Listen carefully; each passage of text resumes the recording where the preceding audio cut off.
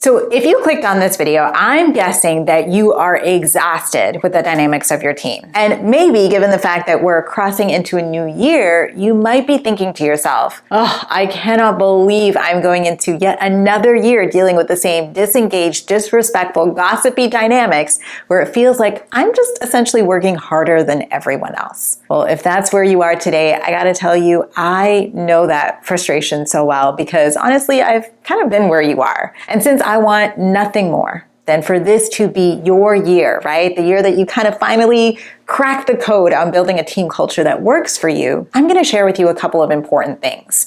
Number one, the biggest mistake, okay, that managers make that actually keeps their team culture broken year after year, and the simple, most effective tool that will help you to finally figure out what's wrong so you can get to work on fixing it once and for all. So first, let's start with the biggest mistake I see. And to do that, I actually wanna share with you an experience of one of our past New Manager Accelerator students, who we're gonna call Anna just to protect her and her team. So when Anna joined our program, okay, she had joined because she was dealing with a team that felt disjointed, for lack of a better word. In fact, I'm actually looking at her onboarding form here because we actually ask all of our students to fill out an onboarding form so that I can provide personalized support to them. And in her onboarding form, she said, I'm brand new to the role and I'm struggling with low morale on my team. They just don't seem motivated and they lack follow through on the smallest things. I've tried everything from gift cards to donuts to flexible scheduling, and it still feels like I'm fighting with them just to do their job. I have come to the realization after watching many of your videos that I lack the tools and skills to be effective, and I've given up hope that I will get any support from my boss or my company. Can you relate to any of this on any level? If you do, I want you to drop a comment in the comment section below that says, I can relate. Anyways, did you notice which her fix was for the low morale and lack of motivation on her team? Well, she said, I tried everything from gift cards, donuts, and flexible scheduling, right? Now, I actually remember when I was doing hot seat coaching with her in one of our sessions, and I remember her saying that the reason that she did these things was because she read in a team building book that one of the best ways to build a team or a positive team culture is to make your team feel valued. And it essentially gave her a list of things to do, so she picked like a couple of things and then implemented it. I don't fault her for that. In fact, I completely understand it. I mean, you think to yourself, if your team is unmotivated, it must be because they don't feel valued. So in order for them to feel valued, I should do things that show them I care. It kind of just makes sense. But here's the thing though. On the surface, that is not wrong, but that advice does not take into account the context. And more importantly, it's solving for what you've identified to be the problem, which is actually only a symptom. You see, from where Anna was standing, her team seemed unmotivated. So she thought, I need to motivate them. But that's actually treating the symptom because she never asked the more important, which is what's causing them to be unmotivated. And that, my friend, is the biggest mistake that I see managers making, okay? They skip the diagnosis and jump straight to solutioning the symptom. So the question becomes, well, how do you figure out what the issue really is or what the diagnostic process should be? Well, let's say that you're observing that there are a ton of issues on your team.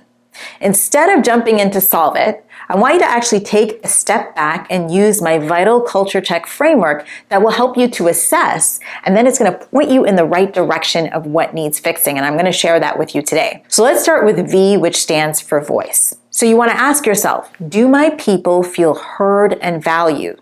Do they feel like they have a voice and that their voice matters? I stands for integrity. Do they trust and respect me as their leader? T stands for toxic players. So do I have people on the team that need a tune-up or need to be released? A stands for alignment. So are my people clear on the goals and expectations holistically? And does my calendar actually reflect my commitment to alignment? And then L stands for logistics. So are my systems and processes clear or are they actually getting in the way of performance? This Vital Check tool really aids in clarity because now, instead of guessing and then potentially applying the wrong tactic as a solution, right? you can now look at your team and the situation objectively and now pinpoint, right, exactly where the breakdown is happening. But of course, knowing what's broken is only half the equation, right? Because if you approach the fix the wrong way, you're actually going to end up creating more problems than you solve. So one of the things that I have observed that some people do when they finally know what the problem is on their team is they jump in